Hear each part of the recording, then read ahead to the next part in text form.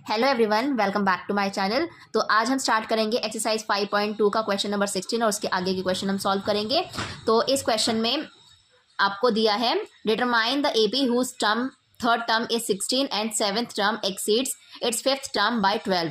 तो इस क्वेश्चन में आपको बताया गया है कि जो थर्ड टर्म है इस एपी का वो 16 है और सेवन्थ टर्म इसके फिफ्थ टर्म से 12 ज़्यादा है। एक्सीड्स का मतलब होता है ज़्यादा होना, ठीक है। तो हम इसको सॉल्व करते हैं। सबसे पहले हम इसमें ये लिख लेते हैं जो जो चीज़ें हमें यहाँ पे दी हुई हैं। तो आपको पता है यहाँ पे हमें पहला हिंट मिल रहा है कि जो थर्ड टर्म है वो कितनी है, 16 है। तो हम इसको लिख सकते हैं कि जो ए थ्री आपकी क्या होती है, थर्ड टर्म, ये आपको कितनी दी है, 16। तो हमें एक ये चीज़ मिल गई। आपको पता है कि A3 को हम डी की फॉर्म में ओपन कर सकते हैं।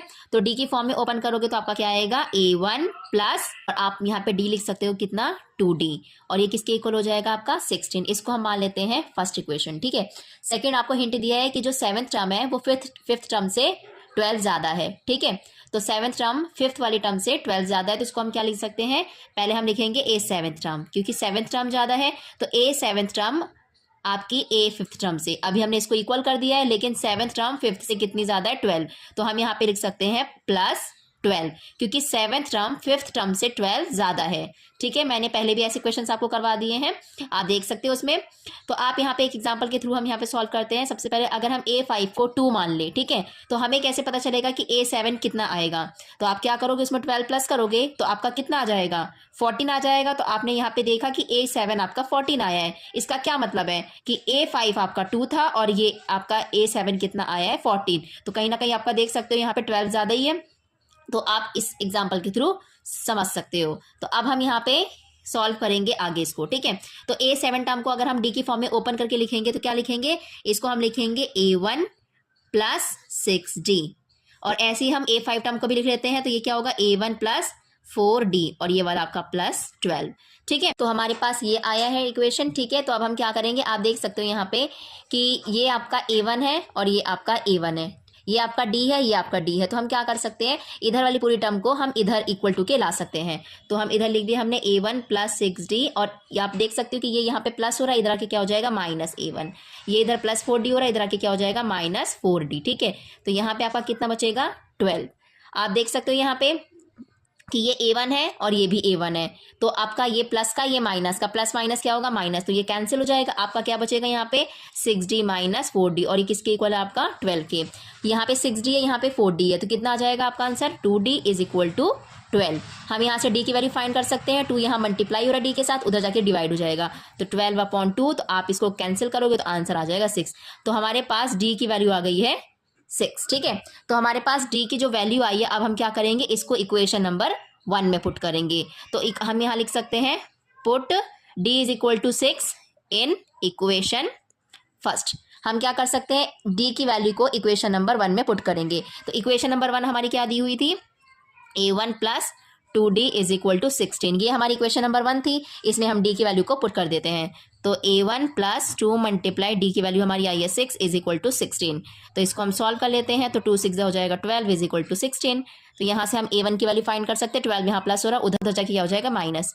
तो 16 माइनस 12, तो आपका आंसर आ जाएगा यहाँ पे इसको माइनस करने के बाद 4। तो हमारे पास A1 की वैल्यू आ चुकी है। तो हमारे पास D की वैल्यू भी आ गई है, हमारे पास A1 की वैल्यू भी आ गई है। हमें क्वेश्चन में बोला था कि डिटरमाइन AP, हमें क्या करना है, इस क्वेश्चन में AP का फॉर्मेशन करना। AP निकालेंगे तो AP हम यहाँ पे फॉर्म कर लेते हैं। तो AP क्या होगी, A1 A2 A3, यही आपकी AP होगी, ठीक है। तो कि 3 टर्म्स निकाल लेंगे। तो हमें पहले A1 निकालना है, और A1 हमने अभी निकाल लिया है, ठीक है। अब हमें निकालना है इसका सेकंड टर्म। तो आपको पता है सेकंड टर्म हम कैसे निकाल सकते हैं, सेकंड टर्म हम क्या करेंगे, D की फॉर्म में ओपन कर लेंगे। तो क्या होगा, A1 प्लस D। तो A1 आपको पता है कितना है, 4 हमने निकाला है, और D की वैल्यू कितनी है, 6 हमने निकाली है। इन दोनों का प्लस करेंगे कितना आ जाएगा, 10। तो हमारे पास सेकंड टर्म कितनी आ गई, 10। अब हम इसके थर्ड टर्म भी निकाल लेते हैं। थर्ड टर्म क्या होगा, D की फॉर्म में A1 प्लस 2D। A1 हमें 4 दिया है और D हमें 6 दिया है। तो आप इसको सॉल्व कर सकते हो। तो 4 ये हो जाएगा, 2 6 12, तो यहाँ पे आएगा। तो 12 और प्लस 4 कितना हो जाएगा आपका, 16। तो हमारे पास A1 टर्म भी आ गई है, A2 टर्म भी आ गई है, और A3। तो हम इसको AP को सही से लिख लेते हैं। तो हमारी जो AP फॉर्म हुई है वो क्या हुई है, A1 आपकी आई है 4, A2 आपका आया यहाँ पे 10, और A3 हमारे पास 16। तो ये आपकी AP फॉर्म हो गई है। तो क्वेश्चन नंबर 16 कंप्लीट होता है। अब हम इसका क्वेश्चन नंबर 17 करेंगे। तो क्वेश्चन नंबर 17 में आपको यहाँ पे क्वेश्चन दिया है find the 20th term from the last term of AP। तो इस क्वेश्चन में आपको बताया गया है कि ये एक AP दी गई है और यहाँ पे हमें इसकी 20th टर्म फाइंड करनी है। लेकिन 20th टर्म आपकी फर्स्ट से 20 तक नहीं जाना है, आपको लास्ट से 20 तक आना है, ठीक है। तो लास्ट टर्म से 20th टर्म हमें फाइंड करनी है। तो आप यहाँ से 20 तक जा सकते हो और पीछे से भी 20 तक आ सकते हो, लेकिन हमें कहाँ से निकालना है, पीछे से 20th टर्म निकालना है। तो हमें 20th टर्म निकालना है, इसका मतलब हमें n की वैल्यू कितनी दी है, 20, ठीक है। अब ये एक AP दी है, तो आपको एक चीज ध्यान रखना है कि अगर आपको लास्ट टर्म से 20th टर्म निकालना है तो हमें पीछे से 20th टर्म निकालना है। इसका क्या मतलब है कि हम इस AP को उल्टा लिख देंगे, ठीक है। जैसे अभी इस AP में आपका जो 3 है वो क्या है, A1 है, और आपका A2 क्या है यहाँ पे 8, और ये A3, और ये आपकी लास्ट जाके कौन सी होगी, ये AN टर्म होगी, ठीक है। तो हमें लास्ट से 20 तक आना है, तो हम इस AP को रिवर्स कर देंगे। तो आपकी जो न्यू AP बनेगी, न्यू AP जो फॉर्म होगी, हम इसको A1 कंसिडर करेंगे। तो हम इसको क्या कंसिडर करेंगे, A1। तो A1 आपको कितना दिया है यहाँ पे 253, तो A1 253 हो जाएगा, ठीक है। अब A2 कितना होगा वो हमें नहीं पता, क्योंकि हमें D पहले फाइंड करना है। तो आप देख सकते हो, अगर मैं यहाँ से D निकालूं तो D कितना आएगा, यहाँ से अगर हम D फाइंड करते हैं तो आपका आएगा 13 - 8, आंसर कितना आ जाएगा यहाँ पे 5। तो 5 आ रहा है। तो आपके AP कैसे बढ़ रही है, जब उसमें हम 5 ऐड कर रहे हैं। तो जब हम पीछे से आएंगे तो हम क्या करेंगे, D को सब्ट्रैक्ट करेंगे। तो जब आप D को यहाँ पे क्या करोगे, सब्ट्रैक्ट करोगे, तो कितना आ जाएगा यहाँ पे, जब आप 5 माइनस करोगे तो आपका यहाँ पे आंसर आ जाएगा 248। तो ये सेकेंड टर्म होगी।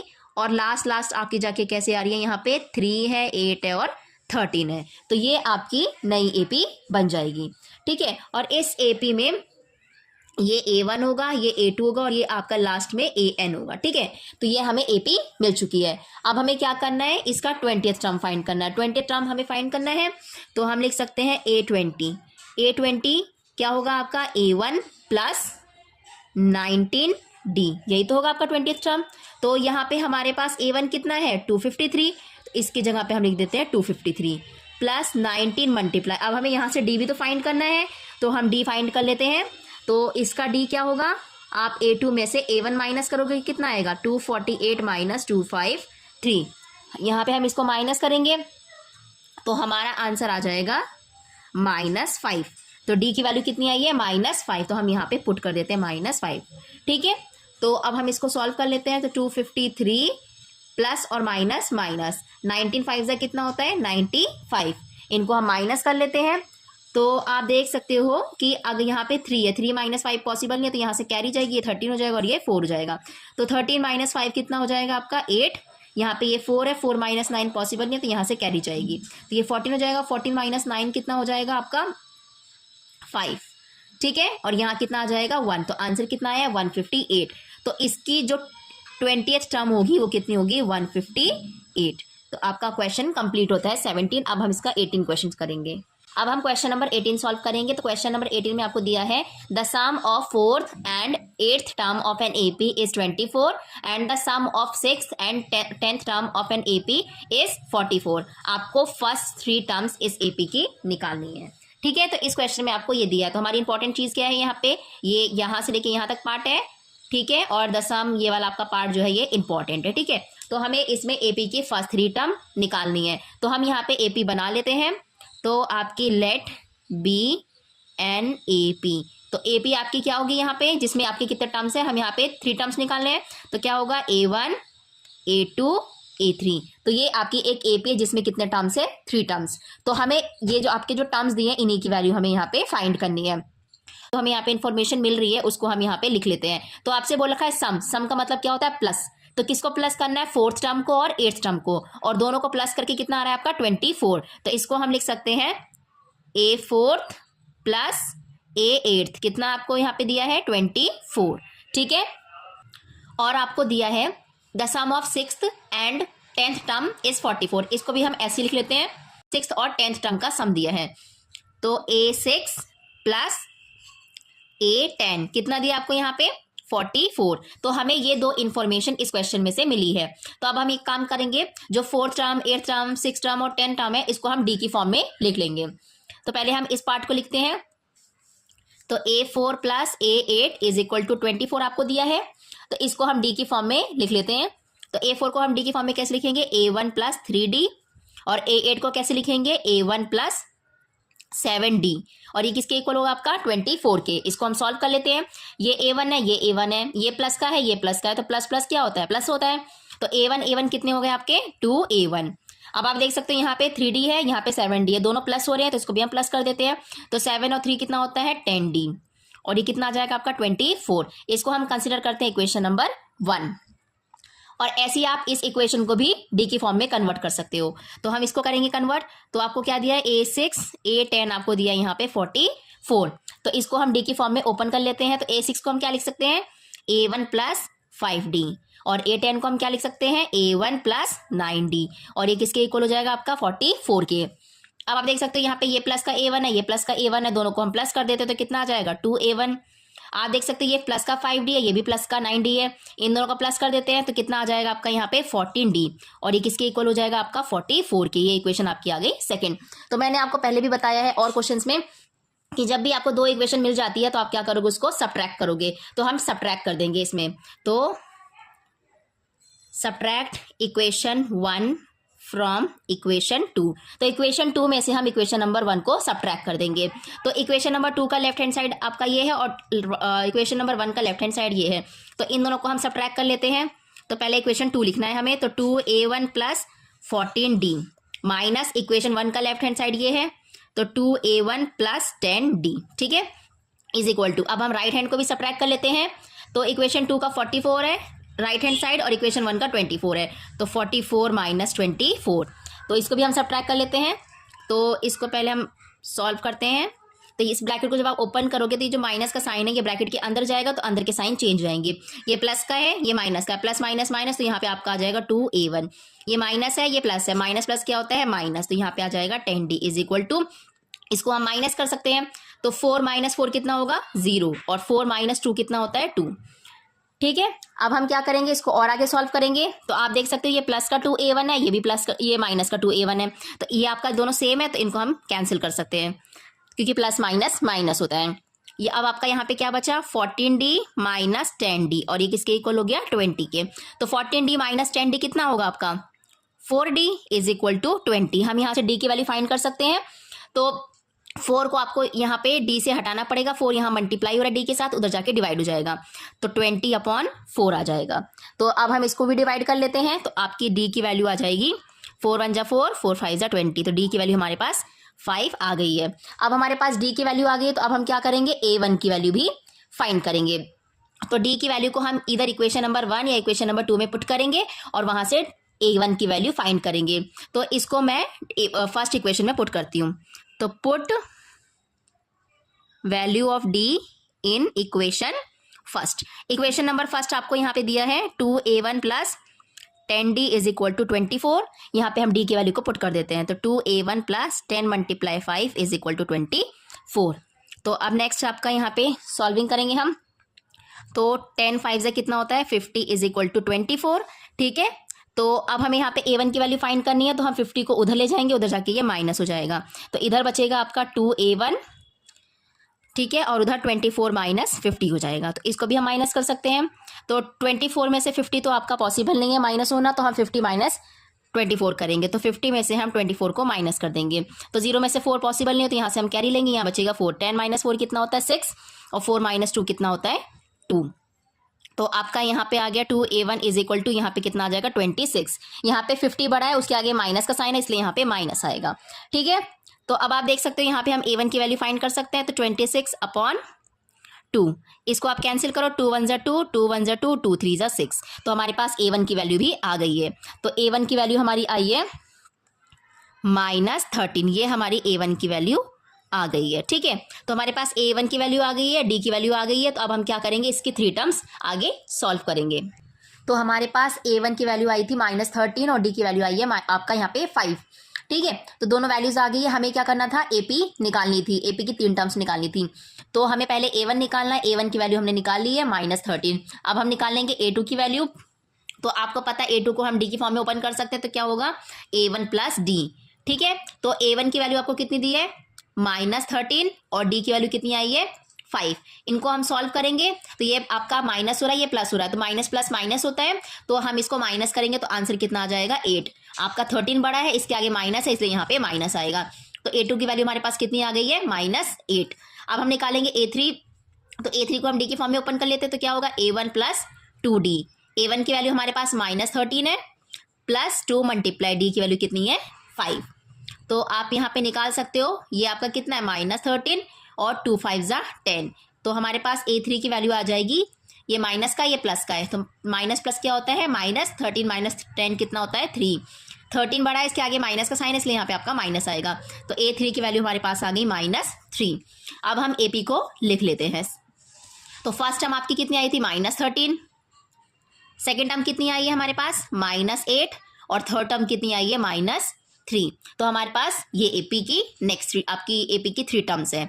तो अब हम इसका क्वेश्चन नंबर 19 सॉल्व करेंगे। ये क्वेश्चन आपका कंप्लीट हो गया है। तो क्वेश्चन नंबर 19 आपको यहाँ दिया हुआ है, Subba Rao started work in 1995 at an annual salary of ₹5,000 and received an increment of ₹200 each year. In which year did his income reach 7,000? तो इस क्वेश्चन में आपको दिया है कि सुब्बा राव ने वर्क स्टार्ट किया था 1995 में और उनकी उस टाइम एनुअल सैलरी जो थी वो आपकी 5,000 थी। ठीक है, और उनको हर साल 200 रुपये का इंक्रीमेंट मिलता था और आपसे पूछा गया है कि कौन से ईयर में उनकी इनकम 7,000 हो जाएगी। तो आपको इस क्वेश्चन में ये बताया गया है। ठीक है, तो हमें पहले क्या करना है, यहाँ पे एक एपी का फॉर्मेशन करना है, तब हम आगे उसको सॉल्व करेंगे। तो यहाँ पे सुब्बा राव ने अपना काम स्टार्ट किया था कितने रुपीज में 5,000 में। ठीक है, तो 5,000 क्या था उनका इनिशियल सैलरी थी, तो उसको हम मान लेते हैं A1 टर्म। तो इनिशियल सैलरी थी उनकी वो कितनी थी 5,000। ठीक है, और उनको हर साल 200 रुपये का इंक्रीमेंट मिल रहा था 200 का। तो ये कहीं ना कहीं हर साल मतलब फर्स्ट ईयर में उनका 200 बढ़ा, सेकेंड ईयर में भी 200, फिर थर्ड में भी 200। तो कहीं ना कहीं आपका ये क्या दिया हुआ है D, क्योंकि ये कॉमन है, हर साल बढ़ रहा है। तो ये हो गई आपकी D। तो अब हम यहाँ पे एपी का फॉर्मेशन कर लेते हैं। और एक और चीज यहाँ पे आपकी रह गई है 7,000। तो आपसे ये पूछा है कि कौन से ईयर में उनकी इनकम 7,000 हो जाएगी। तो ये आपकी क्या है एट द लास्ट टर्म कहीं ना कहीं दिखाई दे रहा है आपको, यहाँ पे पूछा गया है, बताया गया है। तो आप यहाँ पे क्या कर सकते हो कि जो AN आपको दिया है वो कितना है 7,000, क्योंकि हमें ये नहीं बताया गया कि कौन से ईयर में उनकी 7,000 हो जाएगी। तो हमें यहाँ पे ये जो N है ना इसी की वैल्यू फाइंड करनी है। तो ये आपका कंप्लीट क्वेश्चन है। ठीक है, तो हमें यहाँ पे पहले एपी फॉर्म करनी है। तो आपको पता है A1 5,000 हो गया है, तो हमें A2 भी तो निकालना पड़ेगा। तो A2 क्या होता है A1 प्लस D होता है। तो A1 आपको कितना दिया है यहाँ पे 5,000 और D कितना है आपका यहाँ पे 200। तो इनको हम प्लस कर लेंगे तो कितना आ जाएगा आपका यहाँ पे 5,200। तो आपका यहाँ पे 5,200 रुपीज हो जाएंगे। तो हम यहाँ पे एपी फॉर्म कर लेते हैं। तो एपी क्या बनेगी आपकी A1 कितनी है 5,000 और A2 कितना है आपका 5,200। और आपसे बोला रखा है कि लास्ट टर्म जो उसकी इनकम हो जाएगी वो कितनी है 7,000। तो आपकी ये एक एपी बन गई है। ठीक है, तो हमें यहाँ से N की वैल्यू फाइंड करनी है। तो हम यहाँ पे सॉल्व करते हैं आगे। तो हमें यहाँ पे AN की वैल्यू दी है 7,000, तो हम AN का फॉर्मूला लगा लेंगे। तो AN किसके इक्वल होता है आपका A1 प्लस N-1 D के इक्वल होता है। और AN की वैल्यू हमें यहाँ पे दी है 7,000, तो इसकी जगह पे हम 7,000 लिख लेंगे। और A1 की वैल्यू कितनी है 5,000, तो यहाँ पे 5,000 प्लस N की वैल्यू हमें यहाँ पे फाइंड करनी है और D की वैल्यू हमें बता रखा है यहाँ पे 200। ठीक है, तो सबसे पहले हम क्या करेंगे 5,000 को इधर लेके आएंगे, ये यहाँ पे प्लस हो रहा है, इधर आके माइनस हो जाएगा। तो 7,000 माइनस 5,000, तो यहाँ पे आपका बचेगा N-1 मल्टीप्लाई 200। ठीक है, इसको हम माइनस कर लेंगे तो 7,000 में से 5,000 जाएगा तो आपका कितना बचेगा 2,000। तो यहाँ पे आ गया 2,000 इज इक्वल टू N-1 और यहाँ पे 200। हमें N की वैल्यू फाइंड करनी है तो 200 को भी हटाना पड़ेगा। 200 इस पूरी टर्म से मल्टीप्लाई हो रहा है, तो जब इधर आएगा तो ये क्या हो जाएगा डिवाइड। तो 2,000 और अपॉन में क्या आ जाएगा आपका 200। ठीक है, और इधर बचेगा N-1। ठीक है, इसको हम कैंसिल कर देते हैं, 20 से 20 कैंसिल हो जाएगी। तो आपका ऊपर बचा 20 और नीचे कितना है 2। इसको भी हम कैंसिल कर लेते हैं, 2 1 जा 2 और 2 10 जा 20, तो यहाँ पे आपकी वैल्यू कितनी आई 10, और यहाँ पे आपका क्या था n-1। हमें n की वैल्यू फाइंड करनी है, तो इस n आपका जो n के बगल में 1 है उसको हमें यहाँ से हटाना पड़ेगा, तो 1 यहाँ पे माइनस हो रहा है, इधर जाएगा तो प्लस, 10 + 1 = n। तो यहाँ पे हमारे पास n की वैल्यू आ जाएगी, 10 + 1 कितना होता है 11, तो n की वैल्यू हमारे पास 11 आ गई। इसका मतलब क्या है कि 11th ईयर में उनकी सैलरी 7000 हो जाएगी। ये आपको यहाँ पे मिल चुका है, हमारे पास n की वैल्यू 11 आई है, ठीक है। तो इसका क्या मतलब है, इसका मतलब ये है कि 11 साल बाद उनकी जो इनकम होगी वो 7000 होगी। तो हम यहाँ पे लिख सकते हैं therefore in 11th year his income will be 7000। तो 11th ईयर की इनकम जो हो जाएगी वो 7000 हो जाएगी। लेकिन उन्होंने स्टार्ट कब किया था काम, 1995 में। इनकम है उनकी 11th ईयर में 7000 हो जाएगी, जिसका मतलब क्या है, which means after 10 years of 1995। इसका मतलब क्या है कि 10 साल के बाद, 1995 के 10 साल के बाद उनकी जो इनकम होगी वो 7000 हो जाएगी। अब हमें यहाँ पे ये चेक करना है कि कौन से सीजन में हो जाएगी। ये तो हमें पता चल गया 11th ईयर में उनकी इनकम 7000 हो जाएगी। इसका मतलब क्या है, 1995 से अगर हम काउंट करें तो 10 साल बाद इनकी इनकम ये होगी। तो हमें ये चेक करना है कि कौन से सीजन में आपकी यहाँ पे 7000 इनकम हो जाएगी उनकी। तो हम यहाँ पे फाइंड करेंगे, तो 1995 के 10 साल बाद उनकी इनकम ये हो रही है, तो हमें चेक करना है कौन से सीजन में हो रही है। तो इसका मतलब क्या है कि 1995 + 10, जब आप इसको प्लस करोगे तो आंसर आ जाएगा 2005। इसका ये मतलब है कि 2005 में उनकी इनकम 7000 हो जाएगी, ठीक है। तो हम लिख सकते हैं इन 2005 his income will be 7000 rupees, ठीक है। तो ये उनकी इनकम हो जाएगी। तो हमने ये भी चेक कर लिया कि कितने साल बाद उनकी इनकम 7000 हो जाएगी और कौन से सीजन में 7000 हो जाएगी। तो क्वेश्चन नंबर आपका 19 कंप्लीट होता है। अब हम इसका क्वेश्चन नंबर 20 सॉल्व करेंगे। तो क्वेश्चन नंबर 20 आपको यहाँ पे दिया हुआ है कि Ramkali saved ₹5 in first week of year, then increased हर weekly saving by ₹1.75। If in the nth week her weekly saving become 20.75 rupees, find the value of n। तो इस क्वेश्चन में आपको बोला गया है कि रामकली है, उसने क्या किया है, 5 रुपये सेव किए हैं पहले वीक ऑफ ईयर में। तो फर्स्ट वीक ऑफ ईयर में उसने 5 रुपीज़ सेव किए हैं। देन वो क्या कर रही है, वीकली इंक्रीज कर रही है, ठीक है। कितना इंक्रीज कर रही है, 1.75 रुपीज़ इंक्रीज कर रही है वीकली। और आपसे बोल रखा है कि कोई nth वीक में होती है 20.75 रुपीज़ हो जाती है nth वीक में। तो ये आपको फाइंड करना है कि जो nth वीक है ये कितना होगा। तो यहाँ पे हमें n की वैल्यू एक्चुअल में फाइंड करनी है, ठीक है। तो जो जो हमें यहाँ पे दिया है हम उसको लिख लेते हैं। तो रामकली ने फर्स्ट वीक में कितने सेव किए, 5 रुपीज़। तो फर्स्ट वीक है, इसका मतलब A1 दिया आपको ये। तो फर्स्ट वीक में कितना सेव किया उसने, 5 रुपीज़। तो A1 कितना दिया है, 5। देन वो क्या कर रही है, इंक्रीमेंट कर रही है, हर वीक क्या कर रही है, वो 1.75 रुपीज़ बढ़ा रही है। तो ये हर वीक कॉमन आ रहा है, इसका मतलब आपको ये डी की वैल्यू दी गई है, ठीक है। और आपसे बोला है यहाँ पे कि nth वीक में उसकी इनकम कितनी हो जा रही है, 20.75 रुपीज़। तो nth वीक में इसका मतलब क्या है, an की आपको यहाँ पे वैल्यू दी है 20.75 रुपीज़, ठीक है। ये आपको an की वैल्यू दी है और आपको फाइंड क्या करना है, यहाँ पे n की वैल्यू फाइंड करनी है, ठीक है। तो हम इसको सॉल्व करते हैं। तो यहाँ पे आपको an की वैल्यू ऑलरेडी दी है, तो हम इसी का ही फॉर्मूला लगाएंगे क्योंकि हमारे पास an का फॉर्मूला है। तो an का फॉर्मूला क्या होता है, a1 + n-1 d। an हमें कितना दिया है, 20.75 और a1 की वैल्यू हमें पता है 5 प्लस n की वैल्यू हमें फाइंड करनी है और d की वैल्यू कितनी दी है, 1.75। तो अब क्या करोगे आप, n की वैल्यू फाइंड करना है हमें यहाँ पे। तो ये जो 5 है इधर से आप इधर लेके आओगे तो यहाँ पे ये प्लस हो रहा है, इधर आके क्या हो जाएगा, माइनस। तो 20.75 - 5 = क्या आएगा, n-1 और मल्टीप्लाई 1.75। तो हमें इसमें से माइनस करना है। तो 20.75 में से अगर हम 5 को माइनस करेंगे तो आंसर कितना आएगा 15.75। और यहाँ पे कितना आएगा n-1 मल्टीप्लाई 1.75। n फाइंड करना है तो इसको भी हटाना पड़ेगा, ये यहाँ मल्टीप्लाई हो रहा है, इधर आएगा तो डिवाइड हो जाएगा। तो 15.75 अपॉन 1.75 और यहाँ पे आपका बचेगा n-1। तो इसको भी हम सॉल्व कर सकते हैं, ठीक है। इसको हम डिवाइड करेंगे, तो डिवाइड करने से पहले हम क्या करेंगे, ऊपर के डेसिमल्स को और नीचे वाले डेसिमल को हटा देंगे। आप देख सकते हो ऊपर जो डेसिमल है उसके बाद 2 डिजिट है और जो नीचे डेसिमल है उसके बाद भी 2 डिजिट है। तो जब हम ऊपर का डेसिमल हटाते हैं तो नीचे 0 ऐड हो जाती हैं। कितनी 0 ऐड होती हैं, जितनी ऊपर डेसिमल के बाद डिजिट होती है। तो यहाँ पे 2 डिजिट है तो यहाँ पे आपका 100 आ जाएगा। ऐसे नीचे का डेसिमल हटेगा तो आपका यहाँ पे देख सकते हो डेसिमल के बाद 2 नंबर है तो ऊपर भी 2 0 लग जाएंगी।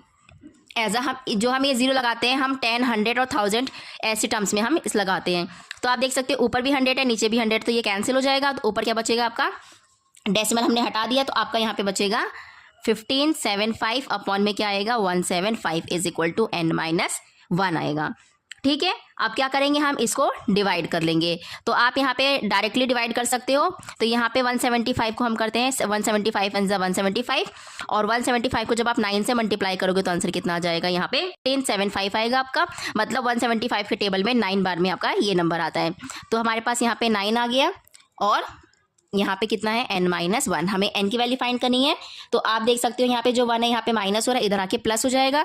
तो 9 + 1 इज इक्वल टू कितना होगा n।